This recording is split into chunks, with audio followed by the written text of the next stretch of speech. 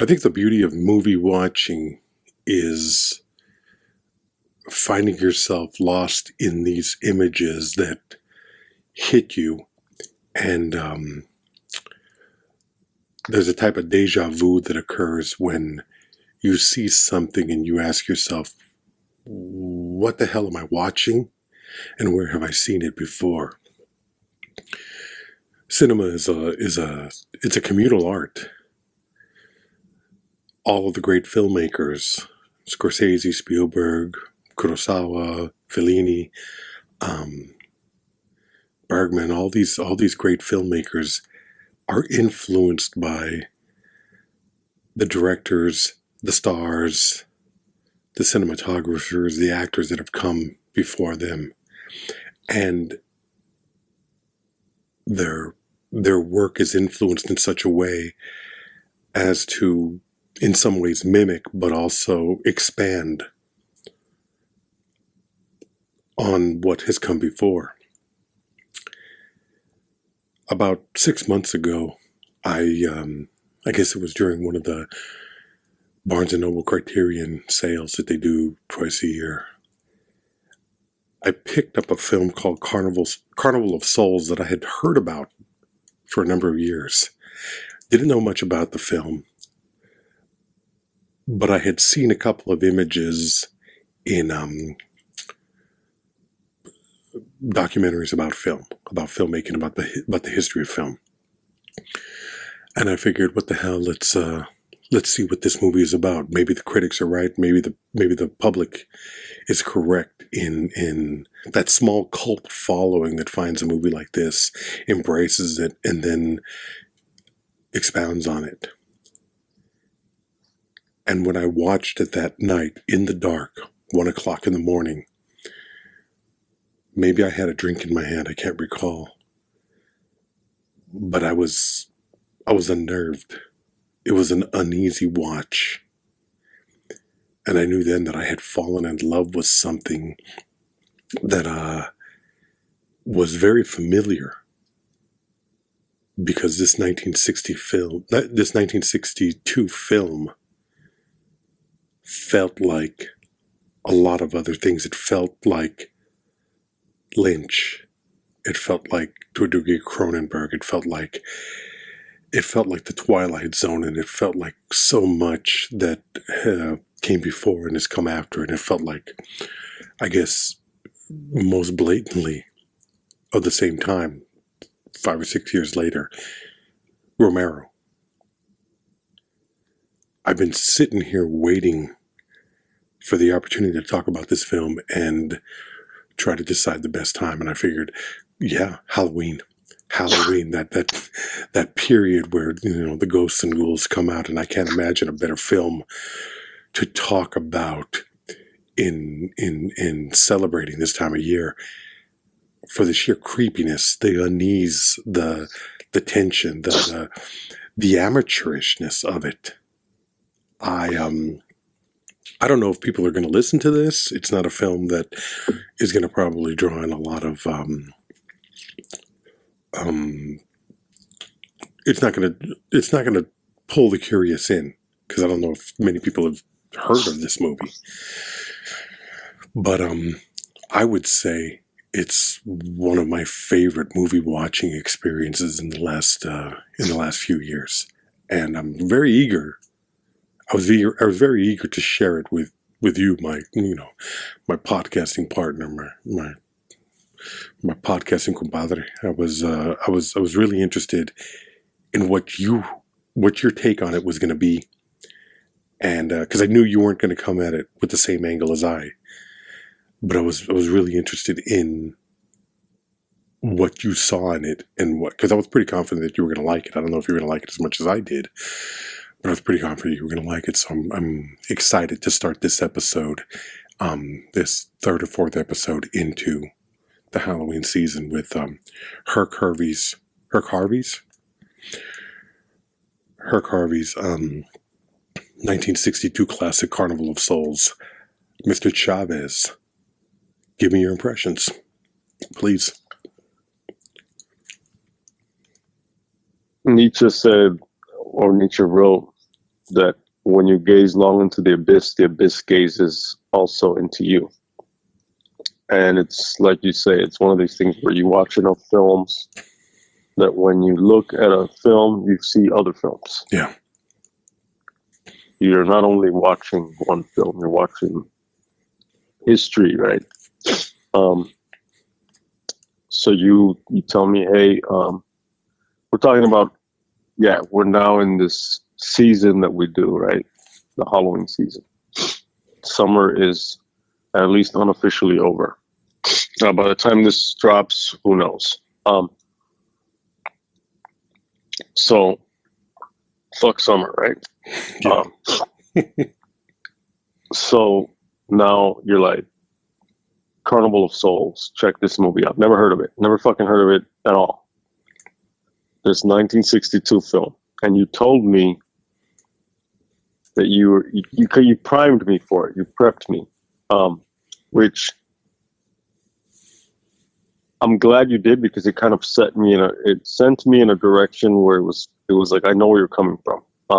Had you just said watch it, I mean, that's cool too, but I think it's one of those things where it can go either way. But this time you mentioned Romero. Yeah. He said, I see the influence that this must have had on Romero. So I'm watching it, and I mean, I see it too. Would I have seen it without you? I probably, because I think you're right about it to such a degree that it's there. You know what I mean? Like, it doesn't matter. And I'm sure it's there enough that it's like, you're not the first person to say this. Oh, no, absolutely. See that. And so I'm watching it and I'm seeing the influence that it must have had. But at the same time, I'm seeing the influences that I'm seeing Bergman when I watch this film. I'm seeing, which, I mean, I think they're rather obvious, but in an American B movie, fucking midnight movie kind of way. Even though Bergman himself is like, obviously it's high cinema, auteur, one of the top auteurs of all time. But this one is so disorienting. It has that disorienting creepiness of Hour of the Wolf. Yeah. Which is interesting because Hour of the Wolf came after this. It's about a painter and his wife on an island, and it's fucked up and it's cool. And it's real, like, artsy, right? And it's fucking Swedish. So it's got that. But it's also got, think of The Seventh Seal, probably one of his most famous films. The presence of death following the lead character, right? Yeah. Always. But I also see elements of Persona I don't know if you're familiar with that one, which came after this film too. I know the film. I haven't. I'm working my way through the incredible Criterion box set. I just, like I told you a while ago, I just done Scenes of a Marriage and obviously Seventh Seal and Wild Strawberries and all those. Yeah. Yeah, I mean, and Persona it's got the themes of like identity and kind of like some single white female type of shit going on there. But it also reminded me of Repulsion. That's the Polanski film, right? Polanski. Yeah. Yeah, we can't leave the rapist part out. We always have to give him his full title. You have to hyphenate. It just depends. Like, is he the auteur rapist or he's the rapist auteur? It just depends on what rolls better off of the tongue, you know? Yeah. So, you know, apropos to a film called Repulsion, that's about a withdrawn Catherine Deneuve freaking the fuck out in her room, with also creepy fucking men, but who are more predatory than in this film. This one has creepy men, but it has one like kind of Me Too-ish kind of creepy man. But yeah, it reminded me of Repulsion, and so some of these films are coming after this film, but it's kind of like, what's its place? You know what I mean? Is it part of like Is it tapping into something? Is it tapping into an energy, or is it just like, well, Polanski and Harvey are both fucking looking at Bergman. Bergman is also looking at Bergman. You know what I mean? Like, and there's that. Like you said, David Lynch, Inland Empire. It goes back to horror. It goes back to A Woman in Trouble. It goes back to the history of cinema. Like,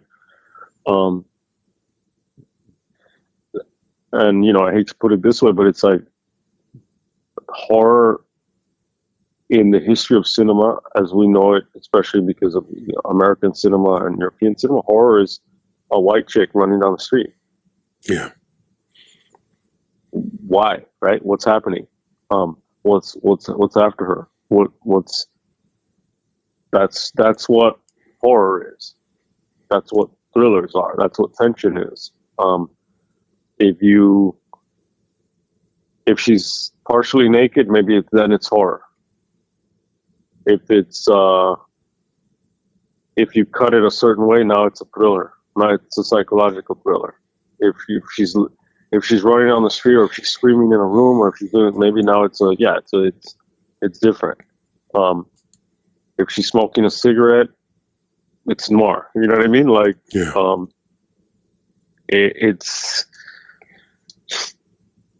It's an interesting thing that this kind of becomes a defining trope.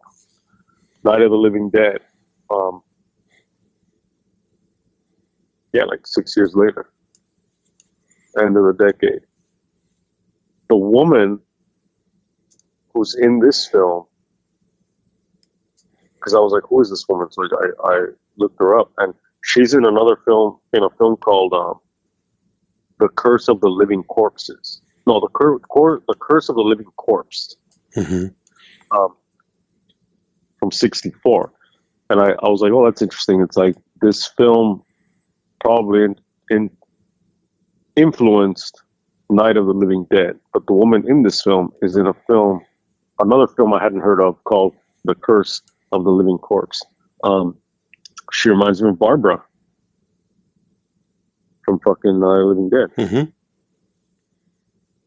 You know, you have the recurring dead man is basically a zombie, and you have he and the other dead ghouls or whatever, like, they lend their look to the zombie look of Romero's film. It's the black and white. This is way more Bergman in that it's kind of like there's this seductive creepiness, and what I mean by seductive is that it kind of like meanders and it kind of like teases you, and it's kind of like you're kind of like, what's going on with that pavilion? She's cold, this woman, she survives an accident, so there's the PTSD psychological part, which lends itself to the Bergman and the Polanski. It's a film with like not a lot there, but with what little there is that's there, you can derive a lot. You can get a lot of bang for your buck. And it's not, I don't think it's this amazing fucking film. I just think it's kind of like, it's a film with a lot of personality, which I can appreciate. I think the limitations of what they were working with makes it an exceptional film, makes it, for me, an amazing film, because you chose an interesting word there, meandering, which normally is looked at as a negative attribute. It's meander, which is from an American perspective. From an American perspective, yeah. Which is just get to the fucking climax. Exactly. Even in porn. And that's, I think it's so strange that this movie is only 78 minutes long and it's tension filled. Yeah. it's tension filled, and you're sitting there like, I find myself, like, the first time at least, I found myself leaning. You know when you start leaning into the screen and you're like, well, come on, what the fuck is going to happen? Get to it. Because you want it. You know something's going to happen. You know there's something weird.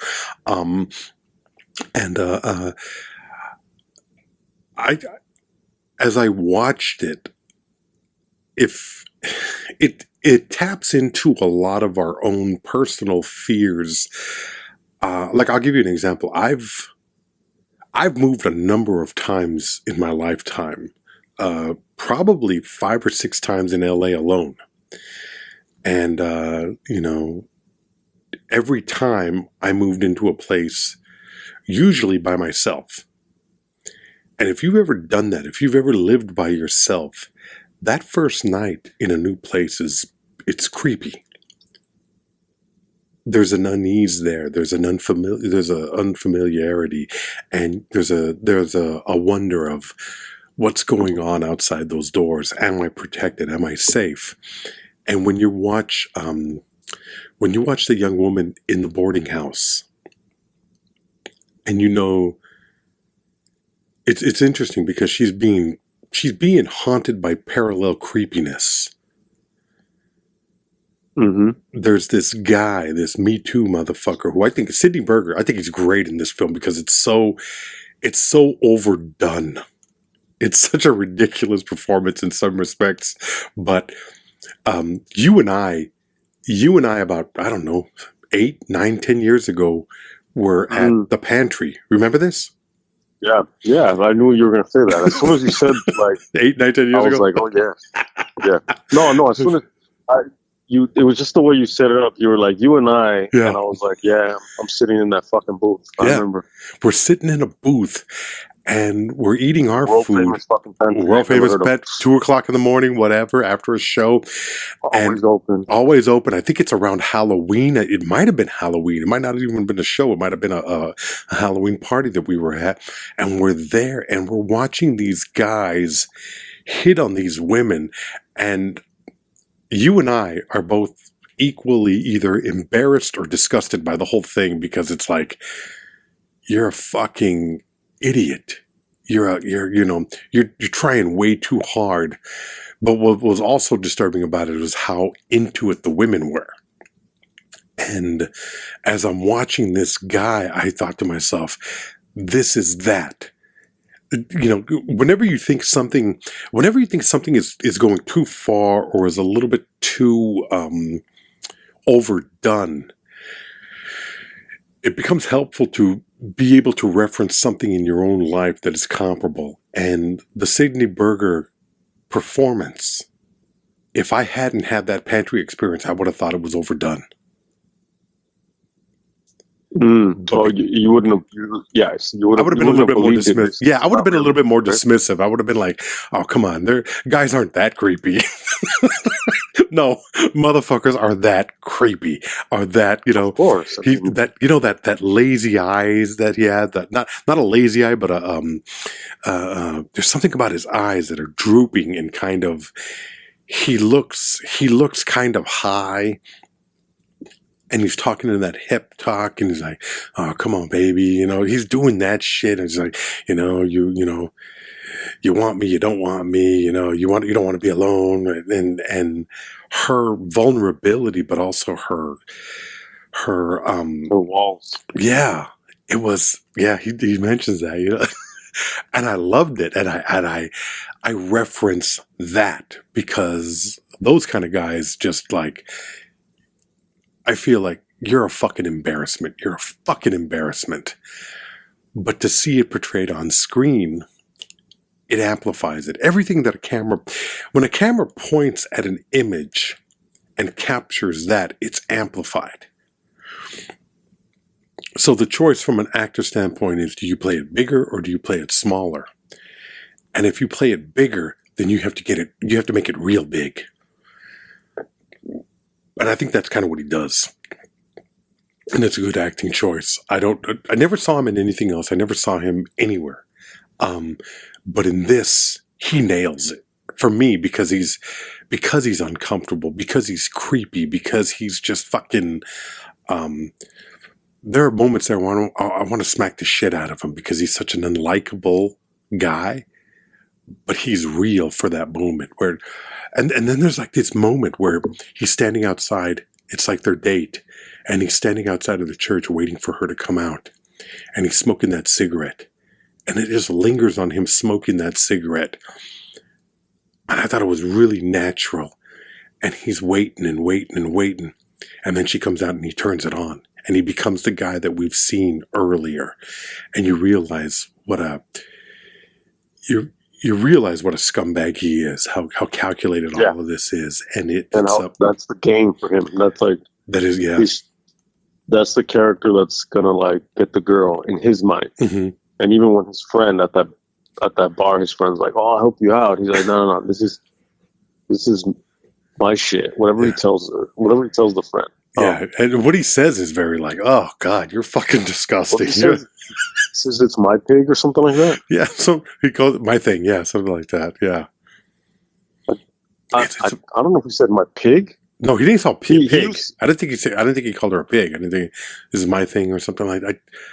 No, it was some kind of like. It was very condescending. It was, yeah, like cooking reference. Yeah. It was weird and weird upon weird, mm-hmm. and it's just kind of like, dude, like I know it becomes this thing where it's like in 45 minutes, you're gonna fucking rape her. Yeah. If that. You know what I mean? Yeah, like, that's definitely hanging over it, and you're just like, is that where this is going to go? Is that what this is going to happen? You know, and she's got this guy to contend with, but then she has this specter of death that's hanging over her as well. I mean, which is preferable. You know what I mean? Yeah. At that point, it's like, give me fucking liberty or give me death. Yeah. Because this guy's fucking worse on some level, you know what I mean? It's kind of like, come on, that's how bad it is, and the worst part is he's not one of those characters that is driving around in a van looking for someone to abduct. No, he's a clean cut working class guy. He's an everyday rapist. Mm-hmm. In that, and I'm not saying, it's kind of like he goes into more of what people describe as like rape culture, mm-hmm. which is to say basically as how I'm mansplaining it is the attitude of like, oh well, she was giving me mixed signals. Mm-hmm. She said she didn't want to be alone. She liked me. She was dressed this kind of way. We were drinking. She invited me here. She didn't stop me. She didn't stop me emphatically enough. She didn't mean it when she tried to stop me. I thought it was this. Oh, she liked it. She's probably fucking, it just keeps, it just excuses for him to just basically just use her body. And fuck what she thinks, feels, wants, etc. It's just all about like, his childish, fucking immature, get off. You know what I mean? Yeah. And it's like, how many times? First of all, this film creates an atmosphere where you don't know who to trust because a lot of the acting is so wooden and robotic, mm-hmm. so stiff. That right away, I'm like, I don't know. I don't fucking trust anybody in this fucking movie. Anybody. Even her. Yeah. I'm just like, I don't know. You know what I mean? And then put it also like history of cinema. You put something in some small Americana town, and you're like, yeah, shit's gonna fucking go wrong. Like there's all this shit underneath the surface here. Yeah. Whether it's Psycho, Blue Velvet, or to the extent of Blue Velvet, mm-hmm. or The Hills Have Eyes, mm-hmm. Or fucking Mississippi Burning, whatever, or Get Out, whatever kind of level of horror you want to like attribute it to, whether it's social horror or fucking supernatural or whatever. I was like, I don't know. So then add this guy to it, and it's just kind of like, come on, dude. Like like really? Yeah. Well, that's and at that point in that world, in the rules also of of that world, it's kind of like, yeah, like somebody needs to beat his ass. Oh yeah. From that time and that place and that world, it's kind of like that. In those days, it would have been her fucking either her partner, her father, her uncle, her brother. Would have been like, that's my fucking sister. You know what I mean? Like, so it's weird the way this thing is created. Obviously, she has no one. Well, okay, my mistake. Let's go back a little bit, because I started this podcast like my mom would tell a story. She's going to start in the fucking middle, no introduction, no description of what's going on. Every story starts in the middle. Yeah, well, yeah, rest, motherfucker. Yeah, but I'm expecting these motherfuckers to know what the hell it is I'm talking about. So let's go back. When do they ever know what we're talking about? I have no idea what we're talking about. We're 25 minutes into this fucking thing, and we're finally going to get to the white woman is in trouble. Boom. But the cinema. That's what every movie's about. That's basically. I mean, this movie opens. It's just really kind of cool. It's like you got these young women, probably in their. I mean, she looks like she's in her 30s, but I guess they're playing younger than that. And they meet up also back then, you know what I mean? And that's another factor that that plays into it. We're gonna have to talk about that at some point, where much older playing much younger, but they run into these guys. People look older. Yeah, they do look. I think life was harder and it kicked your ass a little bit more. But that black and white fucks you up, you know? Yeah, a little bit. All that smoking and drinking and black and white is not good for the fucking soul. But they're in what looks like, I don't know, a fucking Studebaker or something. One of those big old fucking tank cars that were popular back. They weren't even like that was like a 40s automobile. So they run into these other guys. They run into these guys, and the whole, hey, do you want to drag? Let me show what a girl can do. And there's this short race where they end up on a bridge. On a narrow bridge, and there's a pushing kind of thing, and the women in the car go off the bridge into the guys force them off the bridge. Basically, yeah, they force them off the bridge. They go in, and then it becomes a thing. They're playing too rough. Basically, that's what it is. Basically, yeah. But then you hear the cops. Metaphors. You hear the cops later and the townspeople who are looking for these women, and I liked it because they played on this. With the current and the sand, we might never find them. And so there's like a creepy hopelessness there, you know. So this film already has this feeling of there's like a sad hopelessness there, where it's like nobody really gives a shit, nobody cares. It's just let's fuck them. Let's see whatever happens to him, right? So you're watching it, and this woman, passenger seat far end, she pulls herself. All you see is her climbing out of the river onto the sandbar or whatever, and she's staggering. She doesn't know what happened. These kids are lying about what they said happened. And she doesn't remember anything. And then you cut to later on in, I guess, her week, and it turns out she's a church organist, but she doesn't have faith. And they don't play this up, but that's a fact. Is that she doesn't have faith. She just looks at it as a job, like a working musician. Yeah, that's what she is, and she just happens to be an organist. Organist is only going to get a job in a fucking church, so. She wants to get as far away from or what? Or at a carnival. Yeah, well, we're getting to that fucking place, you know. And she decides she's got to get out of this town. She's got to get out. With, you know, there's this sense of PTSD. I don't know what it would have been called back then. They didn't shell shock maybe, or just like you know, just like a. You kept expecting that moment, especially in films of this era, where she would have freaked out and somebody would have smacked the shit out of her to get because that's how you dealt with it. That's how you dealt with a crazy woman back then. That's how you slapped the shit out of her. and hysteria, even etymologically, it's related to a vagina. Yeah. Absolutely, you know. So she's fucking nuts. It's you know, her woman parts are driving her crazy, and we can't, you know, she needs to be put back into place. So it's like, you know, she leaves she leaves this city. She doesn't even say goodbye to her parents. She doesn't want to have anything to do with it. And then she gets on that psycho ride. She gets on that Janet Lee ride into the desert. And I thought that was a great moment where you're sitting in the car with her. It's so obvious that it's a stage, and it's or as close to whatever they were capable of doing. But then you see that reflection of her in the passenger side window. And I thought that was, I love that.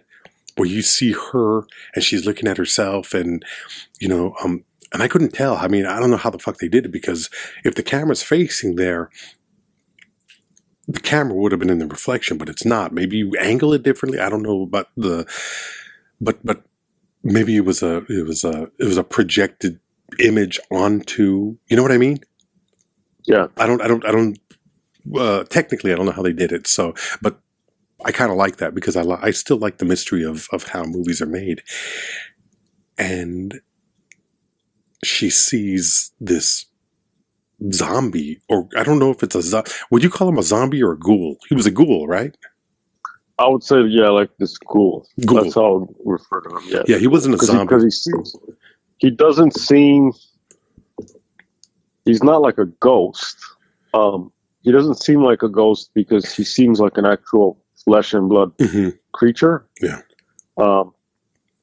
But not the Romero zombie that's staggering. Not the Romero zombie that, he actually seems like, and he appears in different places, and he seems to be, he seems to have more intelligence than a zombie. Yeah. And it's kind of like, at the end of the day, it's like, who gives a fuck, right? Yeah. Like, okay, here we go. Well, a ghoul, technically a ghoul, you know what I mean? Whatever, but I would say he's a ghoul. Yeah. He's not a goblin. No, but he's not a specter. He's not a phantom. He's not a ghost. He's not a demon. He's not a creature because he's human. Yeah. But you don't know if he's like a ghoul. But then it starts going into the Twilight Zone. He's an ex-boyfriend. Maybe it goes into the Twilight Zone vocabulary of filmmaking, where it's now we don't know what is real and what is unreal, and right. And that becomes the question throughout the film of what she's experiencing, and that's where I think the film really excels, in where most films are very clumsy with that type of storytelling, where is this a dream? Is this actually happening? What's going? And for as amateurish as this film is, it tells that beautifully, and they do it in a way where it's she starts falling into the background of the story that she's in, and she becomes, for all intents and purposes, invisible to those around her, but we see it. Yeah. So we experience her frustration, and it's a simple thing. It's really simple. They play it where everybody around her pays no attention to her. Well, that's probably not the right description. It's that they're oblivious to her. They don't know that she's there. But technically, they just cut the sound out completely, which is jarring. It fucks with you a little bit, and it I don't know if it fucked with you, but it did me, where I'm just like, you can't hear anything. And I start to imagine what that would do to me. You can hear, and all of a sudden you're deaf. And it's fucking disorienting as fuck. Incredibly disorienting, and it's disorienting when you're watching it. I just felt like this movie was playing with its audience and fucking with them in a way that I don't think major big budgeted productions are even capable of doing in the same way that this film does. I think it's weird where, what do they say, where the limitations or financial limitations they spur inventiveness. Yeah. There's not a lot of money here, But what they do with what the camera and what the actors are capable of is pretty extraordinary. So this could have been laughably bad, but it's not, because it's creepy. And yeah, the acting is wooden, but it lends itself to the story that's being told. If you had real actors here, I don't think it would have worked as well. You know what I mean? If real actors, yeah. If this had been, well, you know, if you had stars, I guess, if you had, you know, except for maybe Willem Dafoe, you could see Willem Dafoe popping up in this fucking thing and being all Willem Dafoe-ish. But there's something really powerful about the fact that that none of these people look like, you've never seen any of these people. Right. And yet they just look like anonymous fucking regular old people. And because they're anonymous regular old people, they're very relatable. You've worked with these people. You see them at the bank, you see them at the grocery store, online. So they're very, they're very like what people call NPCs, like non-player characters. Yeah. And when you play those role-playing games, it's kind of like you interact with characters that are just part of the world that, you know, like in our day-to-day lives, on an unconscious level, we interact with people in that sense, where it's kind of like either someone's a recurring character in our fucking story or they're not. Yeah. Or you're just some fucking asshole at the bank or at the DMV. And most of these people are just assholes at the bank. Yeah. It's weird because when you look at it, you know, you see this. I run into people. I mean, I work in retail, so you see people, and then you're like, I'm never going to see this person ever again. This person is going to go off and live their life, and that's a weird thing for me. It's a matter of knowing that there's somebody else out there. And I kind of wonder about their story. I kind of wonder about what's going on. Is it boring? Is it full of life? Is it exciting? Or is it? And when you see a movie like this, it kind of fills in those blank spots. And I really dig that. I hope that I'm able to see more movies like this. I hope that there are more movies that are going to surprise me and kick that curiosity in the ass, because there's something about this movie that is very relatable. There's something about the dream quality of it, and you don't know. It plays tricks on you. At first, you think she just, you know, and at this point you have to go on this ride with us. And we don't usually do this because if a movie is a popular movie, we'll give away the ending. We'll talk about it because it's important to understand the movie as a whole. I don't want to talk about the different surprises in this movie or the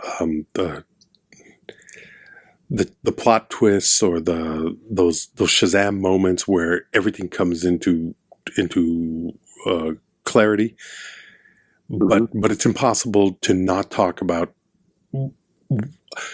the aspects of which I think what makes this a great film for what it is. A great film. It's impossible to not look at every part of what it is and the way it plays with both logic and reality, I think is incredible. Just the fact of now she's walking through a world and nothing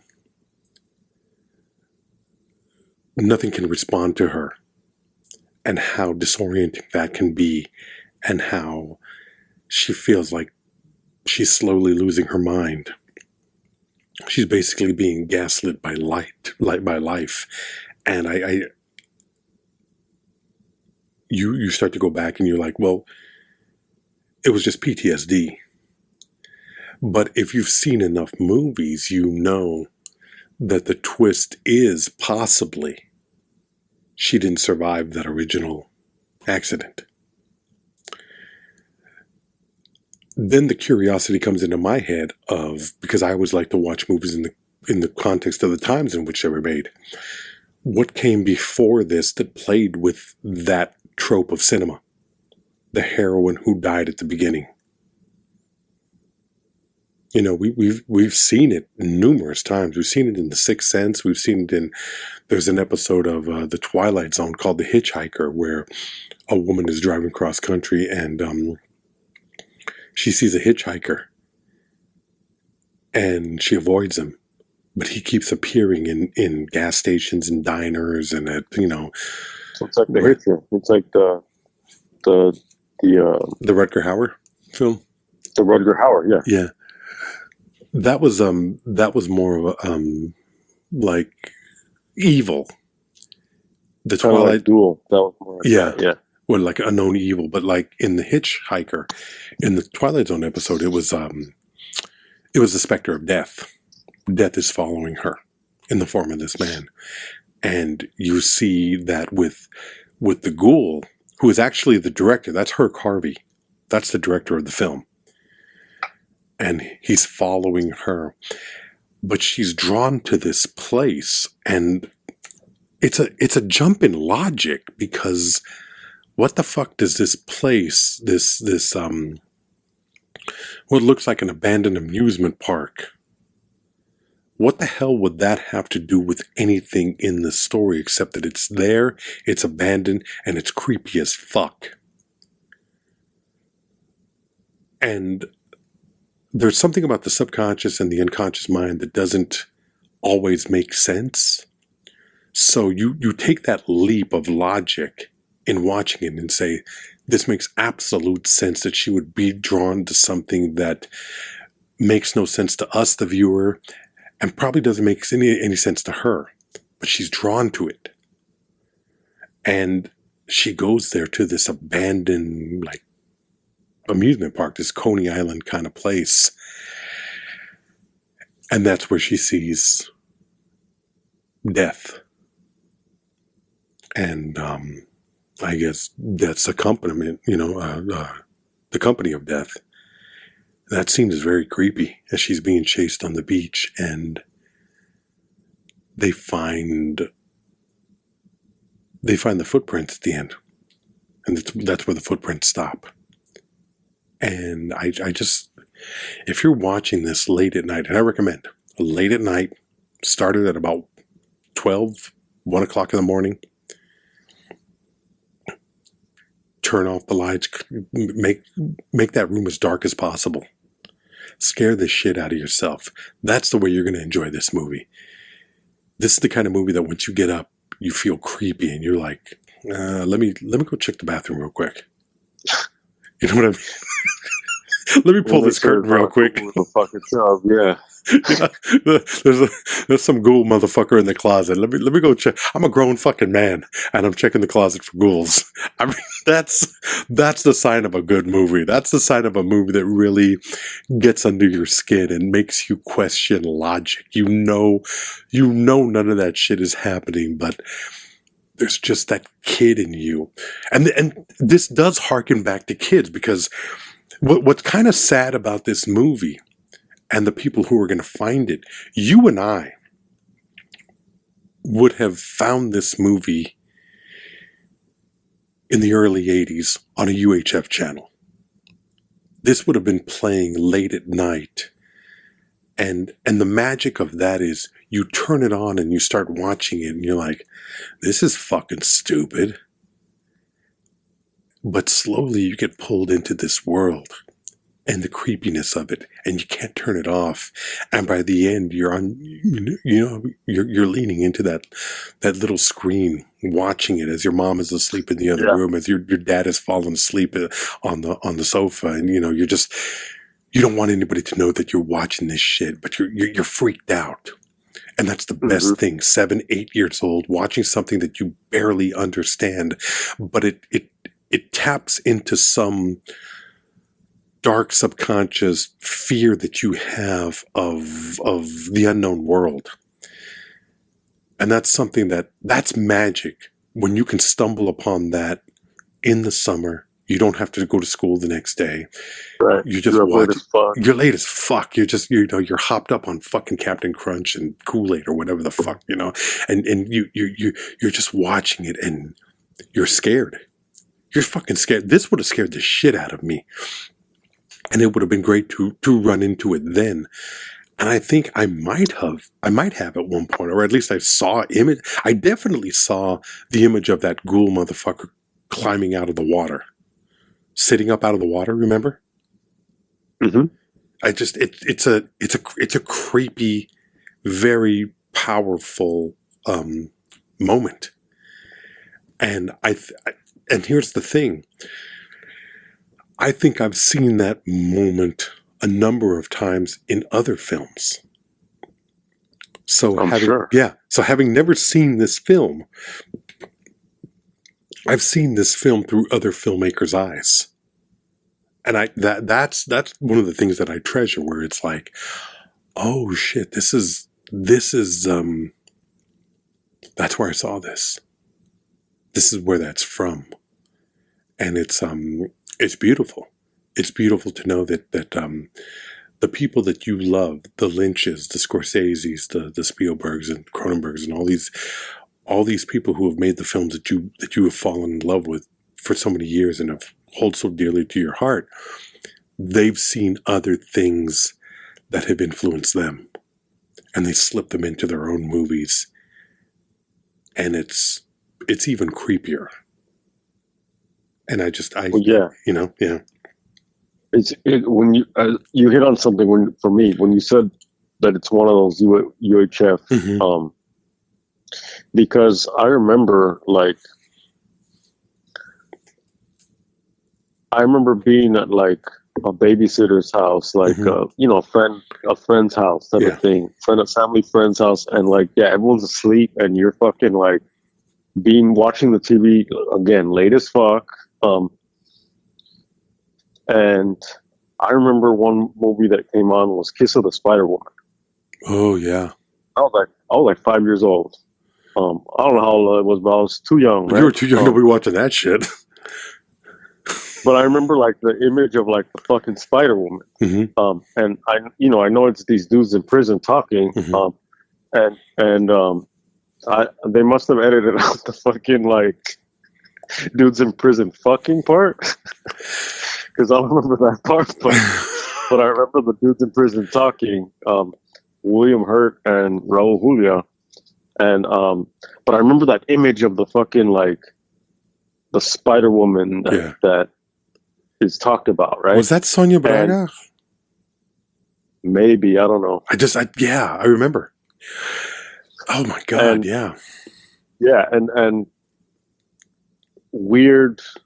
You know, later on, a few years later, it would be like kung fu movies or different shit that would just come on, and it's kind of like shit that you would just leave it playing, and you're just watching it, and you don't know what the fuck you're watching. You're catching it like you say, you're catching it in the middle. Like you don't know like how much is left. Like you have no fucking idea about anything because you just turn it on. Because you're not trying to like go find the TV guide, because there is such a thing at that point, which is a book that tells you what's playing when. Look that fucking thing up.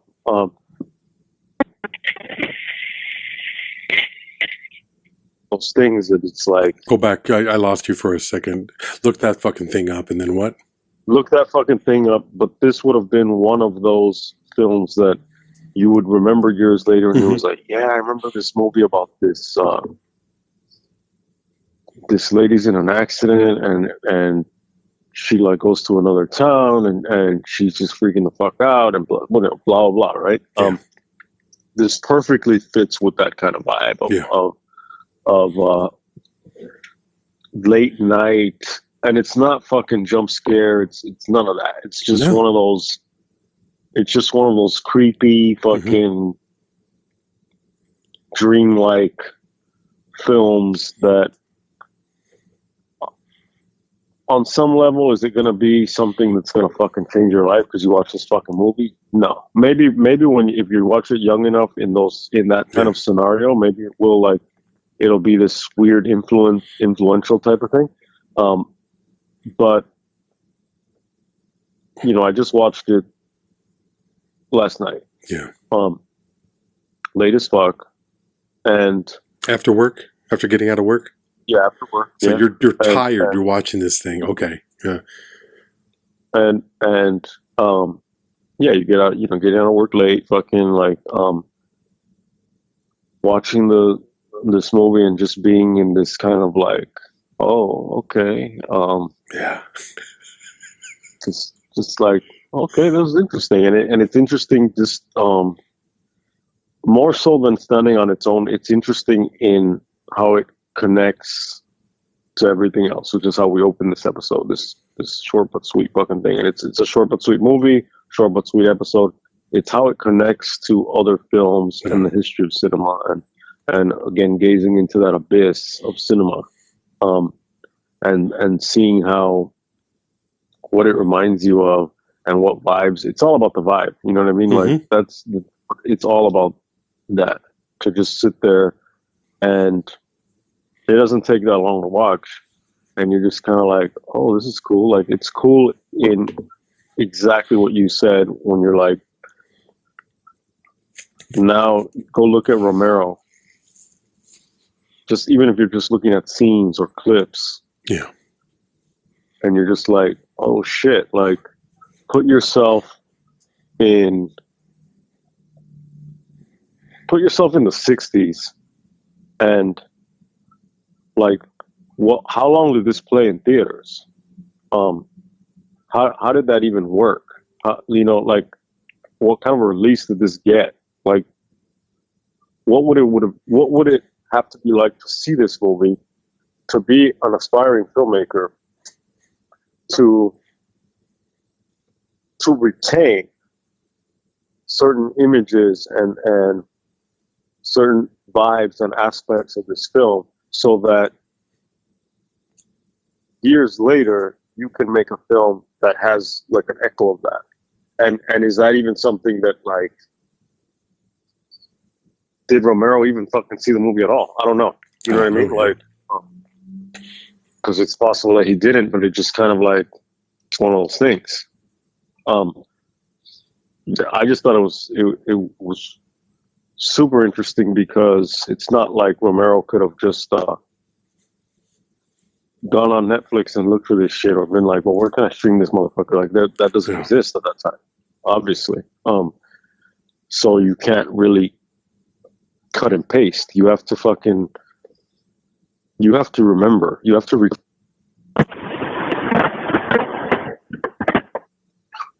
You can't cut and paste. You have to what? Even if it's in such an unconscious way, that it emerges organically. Yeah. Somehow there's a connection between this film and Night of the Living Dead, even if the connection is only by the people viewing it. Yeah. Romero could have said, he could have seen this movie later and been like, oh shit, like, I can see how people would see that. But that wasn't what I did. I mean, itself is also cool. It's arguable. I mean, it's like, maybe Romero saw it, maybe Romero didn't see it, maybe that, and which makes it even more interesting, because then it means that there are certain fears and imagery, fearful imagery, I guess is the way to describe it, that are constant, and we find ourselves collectively experiencing. For sure. And even beyond that, when you're at a certain economic level in terms of like underground, amateur, independent film, there are certain things that you're going to be limited by, and certain things that are accessible. So it's like, well, I have to use this kind of makeup, I have to do these kind of shots, and so by using this kind of makeup, for example, I don't know how it works, but like, for example, like, it's gonna it's gonna pop the most with the little bit of lighting that I have if I do an angle from this perspective. And so you'll see certain things in common that are for horror, using that makeup, using that lighting, because they all fall into the category of $30,000 budgets or whatever the fuck it is. You know what I mean? Yeah. And so it just lends itself to creating not a genre, but it creates a kind of look, because it's more practical. But it becomes this thing of like, well, it's kind of like in the music scene, like, I only know 3 chords. I don't give a fuck. I'm going to play this. Some other band is like, you know what? We only need 3 chords. Let's just play this. And now you have fucking people in different cities doing similar music. You know what I mean? Yeah. Because they're like, well, I can only afford this kind of guitar. I can only afford this kind of amp. We don't, that amp gives that sound. And now people can say, this is a movement. This is a whatever, but it becomes that, but it's also, it can just be, it's limited. Our audio sounds the way it does because we're on the phone. Yeah. Asshole. We're on the phone. Okay. The audio in the past has sounded the way it sounded because we were in a room. Yeah. We're in a fucking room. We're in like a phone booth, and now we're on the phone, in the phone booth. So I'm glad that I recommended this movie because I don't know that it's one that I would have stumbled on my own.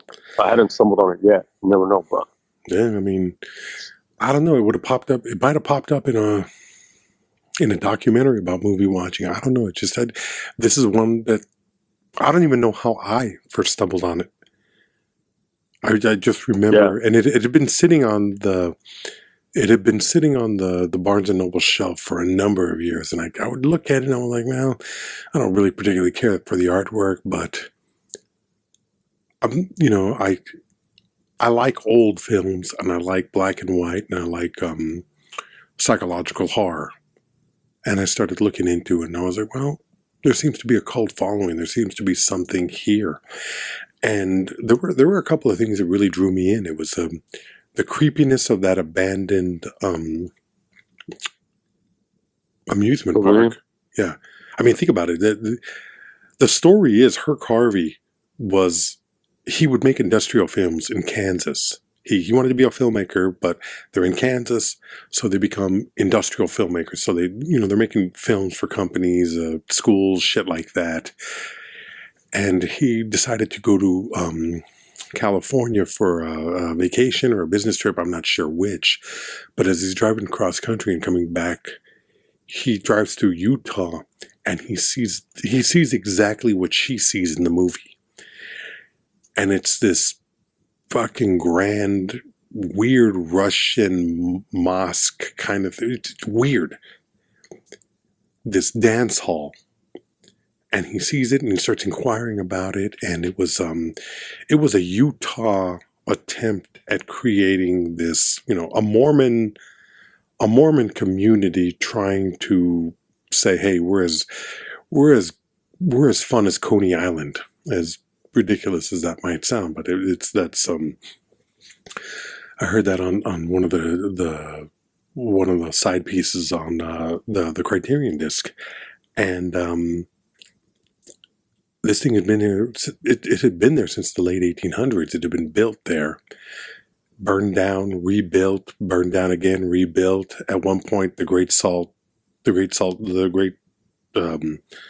Lake or whatever it's built on receded about a mile away from the building. So now it's sitting on this like wet, muddy, just trashy location. It's like, it's fucked up till eventually it's abandoned. And Harvey sees this and says, we got to make some kind of a movie around this. We got to shoot something around this. And when you got something like that and it's abandoned, what else are you going to shoot but a death story, a horror film? And that accompanied with, for me, one of the great marriages between musical soundtrack and story. That organ. This movie would not have a tenth of the power if it didn't have that organ. Yeah, the organ. That organ is incredible. Oh yeah, it's and it's weird because I think you associate that kind of an organ with church, definitely. So you don't realize. I mean, I think church gives it this respectability, but when you see it paired in a film like this, when you see it paired with the story that this film is, you do realize how creepy the organ is. And like just now, I'm trying to figure out where else I've heard an organ like that. And the only one I can think of is the original Lon Chaney Phantom of the Opera. You know? Oh, the Bach? Yeah. Yeah. And it's just a fucking uneasy. This film does exactly what it's supposed to do. It gets under your skin and it gets into your psyche, and it's a weird view. The first time I watched it, it was a very uncomfortable viewing. I liked it because I liked it because I was creeped out by it. That's exactly what I wanted. This time I watched it and I was a little bit more analytical. I'll put it back on the shelf and I won't watch it for about 3 or 4 years. Just enough time to forget enough about it so as to put it back on and be creeped out all over again. I'm looking forward to that. This is one I'm going to be looking forward to going back to it, but it's you can't watch it too many times. You have to watch it. You have to give yourself enough time to forget so that when you watch it again, it's a reminder of how creepy, because it's not scary. It's just, it's weird. It's worse than scary. It's creepy. Yeah. Scary doesn't bother me. Sure. Creepy bothers the fuck out of me. Well, be creeped out. Be very fucking creeped out. Enjoy. You're going to have a fun time. If you give the movie a chance, you're going to have a good time.